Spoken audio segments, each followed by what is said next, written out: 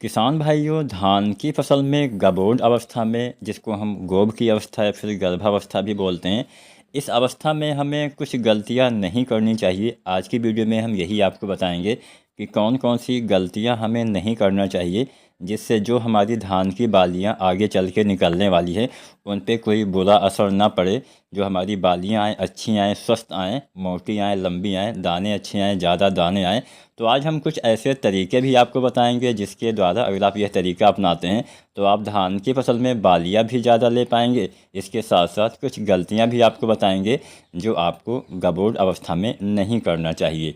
तो आज की पूरी वीडियो आपके लिए बहुत ही अच्छी साबित होने वाली है, तो पूरा वीडियो किसान साथियों आप ज़रूर देखिएगा। और आपके मन में अगर कोई भी सवाल है तो आप नीचे कमेंट भी कर सकते हैं, हम लगभग सभी सवालों के जवाब देने का पूरा प्रयास करेंगे।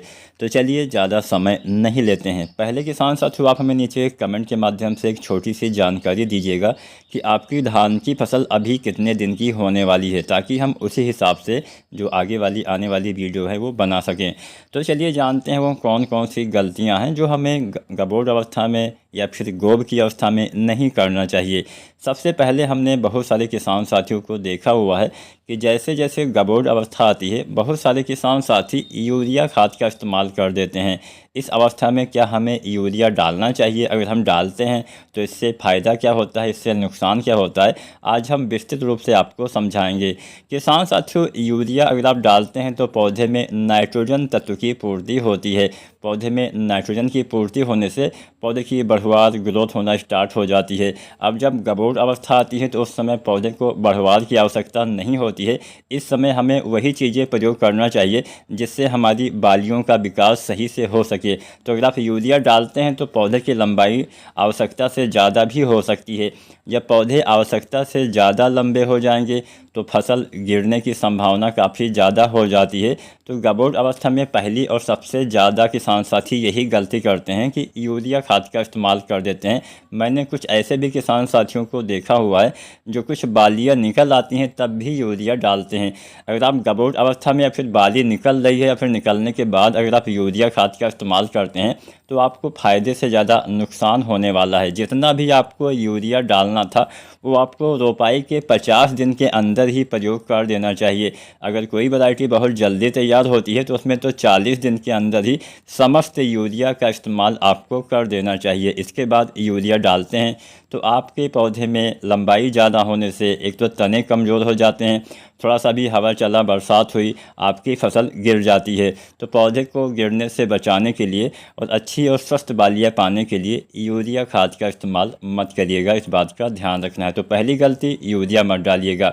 यूरिया कब डालना है? 50 दिन के अंदर डालना है। जो वैरायटी जल्दी तैयार हो जाती है उसमें 40 दिन के अंदर ही समस्त यूरिया खाद का इस्तेमाल आपको कर देना चाहिए। चलिए अब हम जानते हैं कि हम दूसरी गलती कौन सी करते हैं। कई बार किसान साथियों हम खादों के ऊपर कुछ ज़्यादा ही ध्यान देते हैं, हम ज़्यादा खाद डालते हैं, कुछ मतलब ऐसी चीज़ें करते हैं जिससे किसान साथी तो यही सोचता है कि हाँ हम कुछ ऐसा डालें जिससे हमारे कल्ले अच्छे आएँ, जिससे हमारी बालियाँ अच्छी आएँ। लेकिन कई बार हम पानी के ऊपर ध्यान नहीं दे पाते हैं। पौधे की अच्छी ग्रोथ के लिए और पौधे के सही से ग्रोथ के लिए जितना खादों की आवश्यकता होती है उससे ज़्यादा पानी की आवश्यकता होती है। बिना पानी के तो पौधे का किसी भी अवस्था में विकास संभव ही नहीं है। तो गबोड अवस्था में अगर आपको सबसे ज़्यादा किसी बात पे ध्यान देना है या फिर संपूर्ण फसल अवधि में अगर हम धान की फसल की बात करें तो एक हिसाब से धान की फसल को हम पानी वाली फसल भी बोलते हैं, लेकिन इसका यह मतलब बिल्कुल भी नहीं है कि हमेशा पानी भर के रखिए।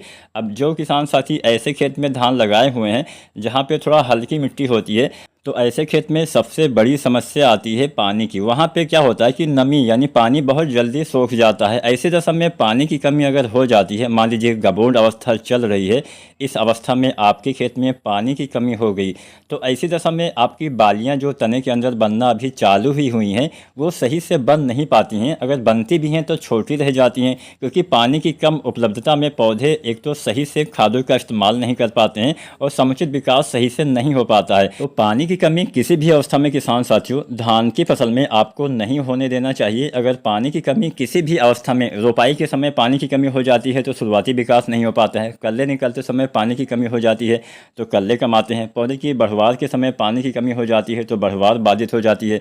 पौधे में गबोड़ अवस्था में यानी बालियाँ जब बनना चालू होती हैं उस समय अगर पानी की कमी हो जाती हैं तो बालियाँ छोटी पतली कमज़ोर रह जाती हैं। बालियाँ पहले से ही उसमें आपको दाने खाली नज़र आने लगेंगे, सफ़ेद सफ़ेद दाने नज़र आने लगेंगे। इसके बाद में जब दाने भरने का समय होता है उस समय भी अगर नमी की कमी हो जाती है तो भी दाने का भराव सही से नहीं हो पाता है। तो जब तक आपके धान के दाने जो होते हैं एकदम मजबूत ना हो जाएं, कठोर ना हो जाएं, तब तक कम से कम जब धान के दाने का रंग सुनहरा होने लगता है उसके बाद पानी की आवश्यकता उतना ज़्यादा नहीं होती है। लेकिन उससे पहले तक आपको नमी की कमी धान की फसल में नहीं होने देना चाहिए। हल्का हल्का, अगर मान लीजिए कोई आपकी ऐसी मिट्टी है जहाँ पे जल्दी पानी सूख जाता है तो वहाँ पे आप हल्का हल्का सिंचाई करके नमी बराबर मेंटेन करके रख सकते हैं। तो आपको सबसे ज़्यादा ध्यान नमी पे ही देना है, पानी पे ही देना है। लेकिन हाँ, ध्यान ये भी रखना है कि बहुत ज़्यादा पानी भरने ना पाए।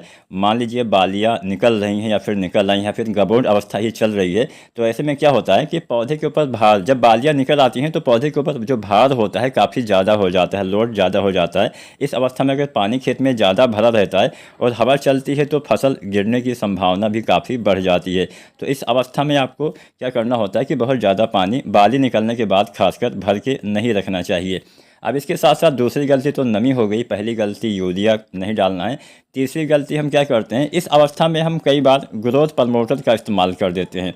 ग्रोथ प्रमोटर का काम होता है पौधे के विकास में मदद करना, लेकिन इस समय जब गबोड़ अवस्था चलती है इस समय अगर आप कोई ऐसा ग्रोथ प्रमोटर डालते हैं जो खासकर दानेदार रूप में होता है तो वो सही से काम इस अवस्था में नहीं करेगा। तो एक बात का ध्यान देना है कि अगर आपको कोई भी ग्रोथ प्रमोटर का इस्तेमाल, किसी भी फसल की बात नहीं करता हूँ, अगर हम धान की फसल की ही बात करें तो उसमें आपको ग्रोथ प्रमोटर अगर आप दानेदार वाला डालने वाले हैं तो रोपाई के 15-20 दिन के अंदर ही आपको प्रयोग करना होता है। हाँ, आप जो लिक्विड वाले ग्रोथ प्रमोटर आते हैं उसका इस्तेमाल आप गबोड़ अवस्था में कर सकते हैं, केवल लिक्विड वाला ही आपको डालना चाहिए।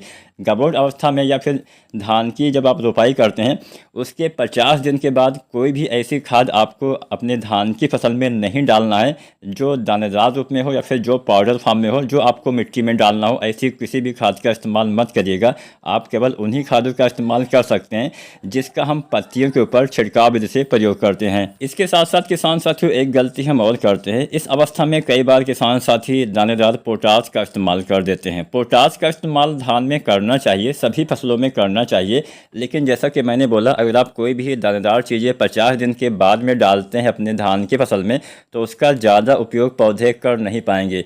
तो अगर आपने अभी आपकी धान की फसल 40 या 50 दिन के नीचे की है, अंदर की है, तो ऐसी दशा में आप पोटाश 20-25 किलो आप डाल सकते हैं। अगर आपने पोटाश ना डाला हो तो 20-25 किलो पोटाश 50 दिन से पहले ही आप प्रयोग कर दीजिएगा। उसके बाद में दानेदार पोटाश या दानेदार कोई भी खाद आपको नहीं डालना है। तो ये तो हो गया कि हाँ, हम कौन कौन सी गलतियाँ करते हैं। अब हम जानते हैं कि हमें क्या करना चाहिए जिससे हमारी धान की बालियाँ अच्छी आए, मोटी लंबी आए और हमें अच्छा उत्पादन देखने को हमें मिल जाए।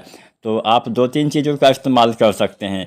अगर आपने अभी तक पोटाश ना डाला हो तो आप NPK 13-045 या NPK 0050 का इस्तेमाल कर सकते हैं। कुछ आपको नाइट्रोजन की कमी दिखती है तो आप NPK 13-045 का इस्तेमाल कर सकते हैं, अन्यथा 0050 NPK जिसमें 50% पोटेशियम यानी पोटाश पाया जाता है, सल्फर भी इसमें पाया जाता है 17.5% के आसपास, तो इसका भी इस्तेमाल आप कर सकते हैं। 1 किलो से लेकर 1.5 किलो पर एकड़ के हिसाब से आप, मान लीजिए अभी आपकी धान की फसल 50-60 दिन की है तो आप डाल दीजिए, फिर 10-15 दिन के बाद दोबारा से भी अगर आपने पोटाश ना डाला हो तो 2 बार आप इस NPK का इस्तेमाल कर सकते हैं। अब बात करते हैं कि हमें, मान लीजिए आपने पोटाश वगैरह डाला हुआ था तो ऐसी दशा में क्या करना चाहिए। तो ऐसी दशा में गबोड़ अवस्था में आपको 2 चीज़ों का इस्तेमाल कम से कम करना है। पहली चीज़ आपको डालना है, मतलब पहले आपको पूर्ति करनी है फास्फोरस और पोटाश की भी पूर्ति करनी है। फास्फोरस यानी इस अवस्था में हम NPK 0-34 डालेंगे जिसमें फास्फोरस 52%, 34% पोटेशियम पोटेशियम पाया जाता है। इसके इस्तेमाल से फास्फोरस यहाँ पे भोजन पहुँचाने का काम करेगा, ट्रांसपोर्ट का काम करेगा, जिससे पौधे में जो भोजन बनेगा वो सीधा सीधा बालियों तक भेजने का काम करेगा और तेज़ी से ये काम करता है, जिससे बालियों का निर्माण बहुत ही अच्छे से हो पाता है। इसमें पोटेशियम होता है। पोटेशियम से आप सभी को पता होगा फल फूल बीज दाने के विकास में काफ़ी मदद करता है, पौधे के तने को भी मजबूत करता है, जिससे हमारी फसलें जल्दी गिरती भी नहीं हैं, पौधे को बीमारी से भी बचाता है, भोजन निर्माण में भी सहायता करता है।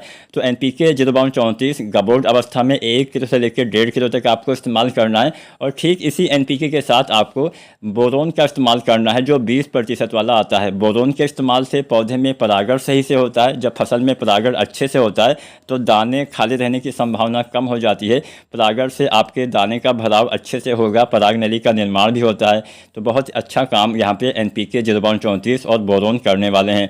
बोरोन 20% वाला 100 से 125 ग्राम और NPK 0:34 1 से 1.5 किलो आपको गबोर्ड अवस्था में इस्तेमाल करना चाहिए। इस अवस्था में एक खाद आप इस्तेमाल करेंगे तो आपको और ज़्यादा फायदा हो सकता है, वो है जिंक। यहाँ पे आपको जिंक जो आती है 12% वाली, लगभग 120 ग्राम के आसपास इस्तेमाल करना है।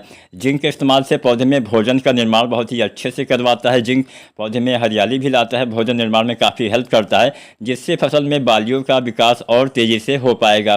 तो जिंक 12% वाला 120 ग्राम, NPK 0:34 1 से 1.5 किलो, बोरोन 20% वाला 100 से 125 ग्राम।